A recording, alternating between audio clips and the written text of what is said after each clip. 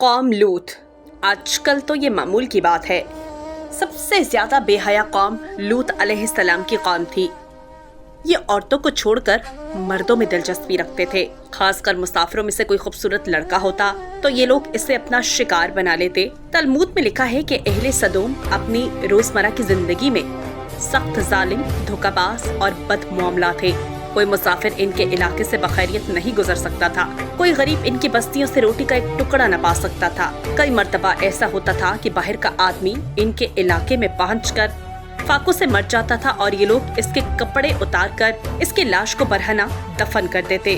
अपनी वादी को उन्होंने एक बाग बना रखा था जिसका सिलसिला मीलों तक फैला हुआ था। इस बाग में वो इंतहाई बेहयाई के साथ एलानिया बदकारियां करते थे। हजरत लूत अलैहिस्सलाम ने इन्हें तौहीद की दावत दी और बदकारी के इस घिनौने अमल से तौबा करने का हुक्म दिया।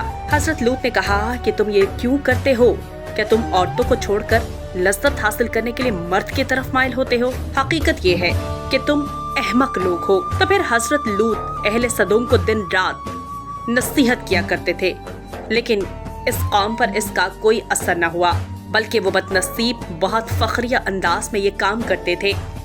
इन्हें हजरत लूत का समझाना भी बुरा लगता था, लिहाजा उन्होंने साफ साफ कह दिया कि अगर तुम हमें इस तरह भला कहते रहे और हमारे कामों में मुदाखलत करते रहे तो हम तुम्हें अपने शहर से निकाल देंगे।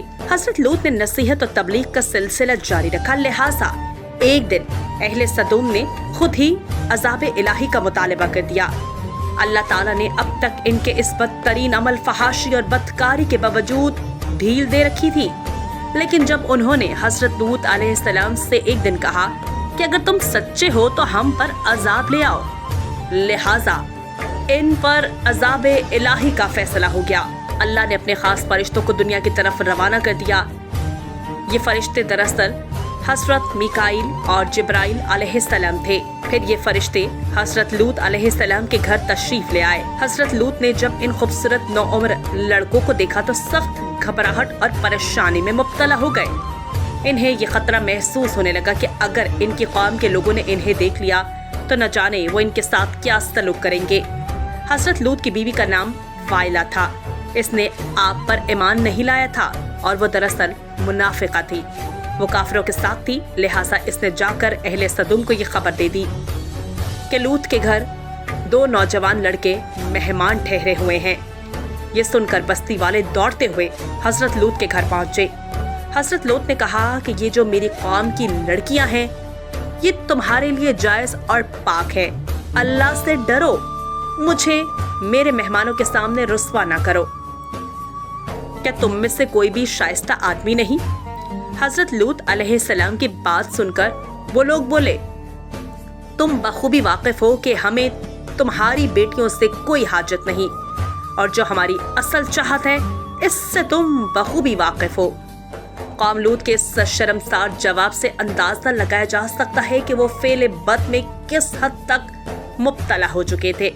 जब हजरत लूत अलैहिस्सलाम की कौम इनके घर की तरफ दौड़ती हुई आई तो हजरत लूत ने घर के दरवाजे बंद कर दिए और इन नौजवानों के कमरे में छुपा दिया। इन बदकार लोगों ने आपके घर का घेराव किया हुआ था और इनमें से कुछ घर के दीवार पर चढ़ने की कोशिश कर रहे थे। हजरत लूत अलैहिस्सलाम अपने मेहमानों की इज्जत के ख्याल से बहुत ज्यादा घबराए हुए थे।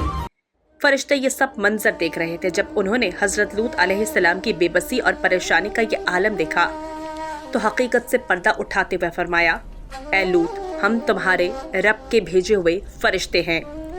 ये लोग हरगिज़ तुम तक नहीं पहुंच सकेंगे। अभी कुछ रात बाकी है तो आप अपने घर वालों को लेकर चल दो और तुम में से कोई शख्स पीछे मुड़कर ना देखे। अहले सदोम हजरत लूत अलैहिस्सलाम के घर का दरवाजा तोड़ने पर मसद थे कि हजरत जिब्राइल अलैहिस्सलाम ने घर से बाहर निकलकर अपने पर का एक कोना इन्हें मारा, जिससे इनकी आंखों के डेले बाहर आ गए और बसारत जाहिर हो गई। ये खास अजाब इन लोगों को पहुंचा जो हजरत लूत के पास बदनीयती से आए थे।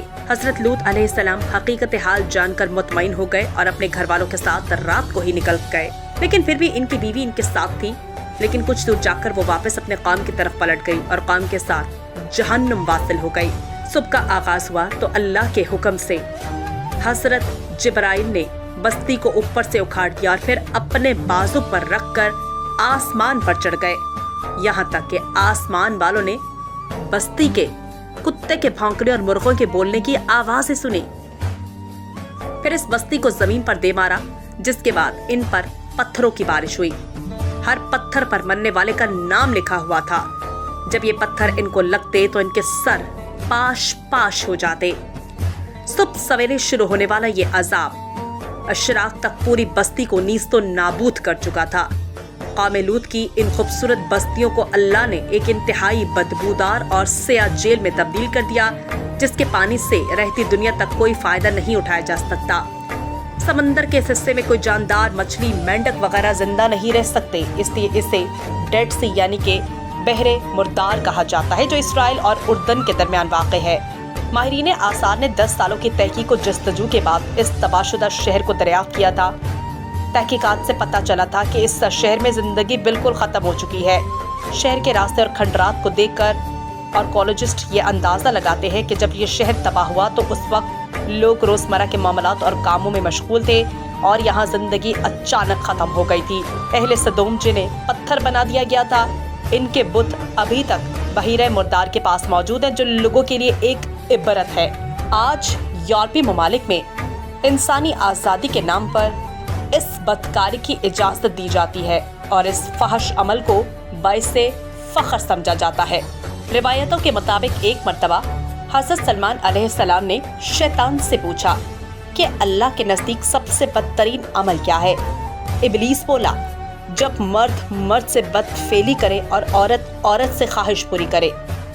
और मुझे शर्म आती है ये कहते हुए कि आज हमारे माशरे में यही सब चल रहा है, बल्कि इस कबीह काम को कानून की सरपरस्ती हासिल है। अल्लाह हमारी दुनियावी और उखरवी जिंदगी को बेहतर बनाने की अक्लो अमल अता फरमाए। आमीन।